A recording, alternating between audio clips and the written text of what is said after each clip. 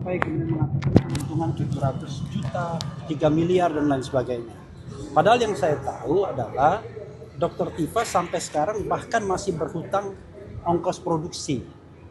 Bayangkan, jadi jangankan untung, malah yang terjadi adalah bahkan dia berhutang ongkos produksi. Kenapa begitu? Karena yang namanya buku Jokowi's White Paper ini pada edisi pertama memang dicetak yang sepanjang saya tahu ya. Nanti kalau saya keliru correct me. Itu dicetak 1000 yang premium, 1000 yang yang reguler. Nah, 2000 itu tidak berarti kemudian habis, sold out. Jadi itu ada sebagian yang diberikan secara gratis kepada beberapa pihak. Yang saya tahu misalnya kalau datang ke perguruan tinggi ngasih. Ketika kita datang menghadapi yang namanya tim reformasi Polri ada 15 orang dikasih semua. Dan orang-orang tertentu respected people dikasih. Oke, sehingga tidak semuanya dijual. Yang kedua adalah bahwa keuntungan edisi tahap pertama itu hasil penjualan itu kemudian digunakan untuk beberapa kegiatan. Kegiatan itu antara lain misalnya sependek yang saya tahu adalah kegiatan launching buku.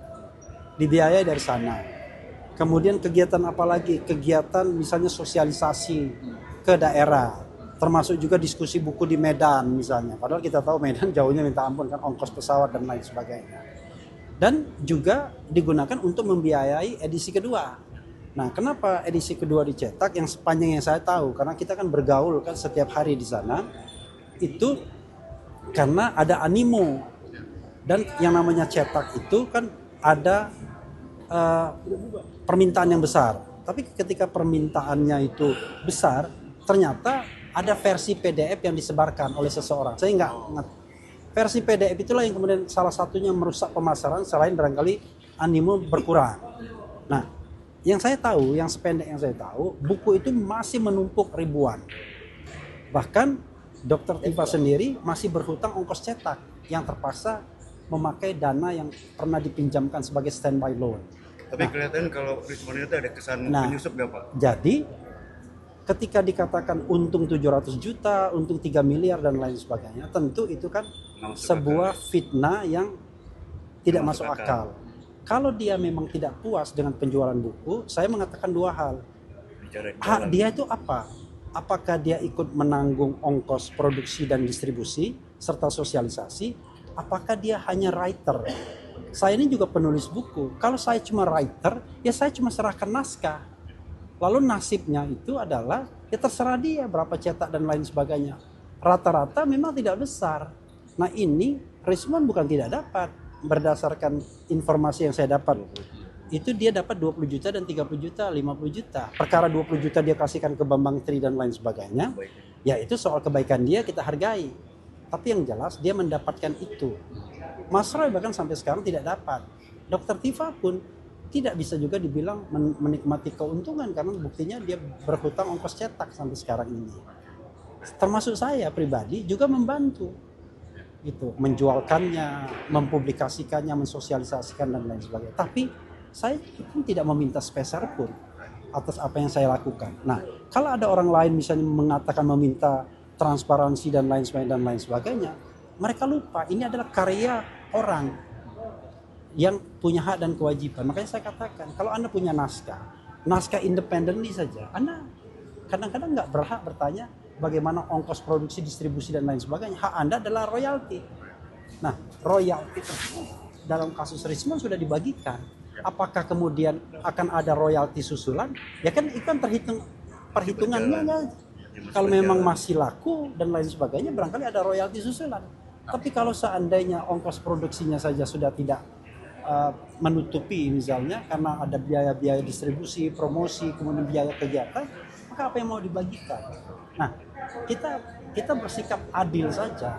Makanya saya dengan meledek mengatakan kalau misalnya untungnya 3 miliar, 7 miliar, barangkali mobilnya Dr. Tifa sudah mobil baru, bukan mobil yang selama ini kita lihat dia pakai. Di atas panggung kamu? Saya sih sebenarnya mau mengajak salaman Richmond. Saya ingin Richmond itu kan di dalam video-video dia kan nantang saya ya. oh jangan nanti gue gini-gini lah. Termasuk dia mengatakan saya pengacara raja konten gitu. Ini kan sebenarnya kan sindiran kan, itu kan argumen feminin. Nah, tapi saya mau ngajak salaman, saya angkat tangannya kan. Dengan Jagir pun saya angkat salaman juga, tetapi kemudian ya saya mengatakan Bang Jagir ini teman saya, tetapi ketika dia belok nggak ngomong-ngomong. Itu iya. Kesan penyusupan itu Pak? Enggak, saya nggak mau. Nah, itu menurut saya tidak etis karena kita satu tim. Saya selama ini tidak pernah ngomong ya melalui cap-catan, saya hanya mengakomodasi cap-cat dan lain sebagainya. Tetapi saya harus omongkan itu karena saya pun pernah difitnah, dan fitnah itu pernah disampaikan kepada saya bahwa saya termasuk yang mengorkestrasi beloknya Rismond. Nah, padahal justru ketika Rismond itu belok ya meminta RJ, saya dan teman-teman mengundurkan diri sebagai pengacaranya, dan kemudian mandatnya kita berikan pada Roy Suryo dan Dr. Tifa, maka dibentuklah yang namanya Troya sebagai pengganti Bala RRT. Sebelumnya kan Barisan Pembela Roy Rismond Tifa, tapi kemudian menjadi apa? Menjadi Troya. Troya itu Tifa Royce Associate. Nah, sekarang klien kita 2. Sehingga saya punya standing untuk membela klien saya yang kebetulan tidak hadir. Walaupun saya tahu mandat itu diberikan kepada Al-Kathiri karena dia koordinator dari tim pribadi Dr. Tifa, jadi TPDT. Jadi di kita itu ada 3 tim yang bekerja. TPDT, tim pembela Dr. Tifa, itu koordinatornya Al-Kathiri. Lalu Troya, koordinatornya saya. Troya itu Tifa Royce Associate yang biasanya sering lebih dikenal di publik. Kemudian ada Tokham. Tokham itu tim yang mengassist Roy Suryo. Tapi begitu kita kumpul bersama, maka yang muncul adalah Troya. Nah, tetapi karena ini masalah buku, yang mungkin dianggap masalah personal, maka mandat itu diberikan kepada Al-Kathiri. Tetapi unfortunately, saya tidak boleh ngomong yang lain. Ya sudah, saya ngomong buku saja agar kemudian fitnahnya tidak berkelanjutan. Dan kalaupun ada penghitungan-penghitungan yang barangkali tidak terlalu tepat, not correctly gitu, tidak juga kemudian ada hitungan-hitungan yang menurut saya sangat tidak masuk akal. Begitu ya. Jadi kita hanya bersikap adil saja sama orang, jangan sampai kemudian ruang fitnah itu makin membesar. Karena kalau sudah bicara masalah uang, itu saya kira soal kredibilitas jadinya.